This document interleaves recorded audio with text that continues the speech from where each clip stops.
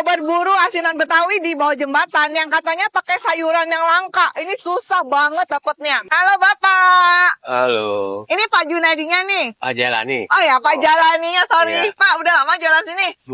23 tahun lah. Ada apa aja Pak jalannya? Sayur-sayuran semua. Ini Wah, tuh itu apa ini jarang lihat nih. Itu khas Betawi tuh, stikim namanya. Itu langka. Sayur tikin tadi tuh kalau dilihat bentuknya sih mirip semanggi. Asinannya tuh isinya tahu, sayur asin, kol, terus disiram sambal. Dan tentu aja pakai kerupuk kuning. Nah, habis diremesin kerupuknya, dikasih jamur lokyo, disiram gula, ditaburin kacang goreng, terus disiram sambal lagi. Bapak yang hobi asinan Betawi bakal tahu ini lekin. Aku sih pertama kali nih. Ini baunya seger loh. Ya, baunya seger ya Pak. Kayak apa ya? Enak kata bapaknya. Dia seger terus kriuk-kriuk gitu. Taste-nya ada pahit tapi sedikit banget. Ya, ada langu-langu dikit gitu tapi enak. Yaudah yuk kita langsung cobain ini ya. Wah, dia tipenya tuh yang kuahnya encer gitu ya. Sayurnya ini garing-garing semua. Sayur asinnya tuh nggak asam banget. Dan dia masih crunchy. Favorit aku sih. Pakai kerupuk kuning. Ada bangkuangnya.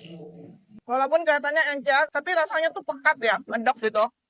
Ada pedas-pedasnya sedikit. Terus emang sayurannya tadi bikin wangi. Apalagi pakai bawang itu loh tadi. Pakai lokyo itu. Segigit enak.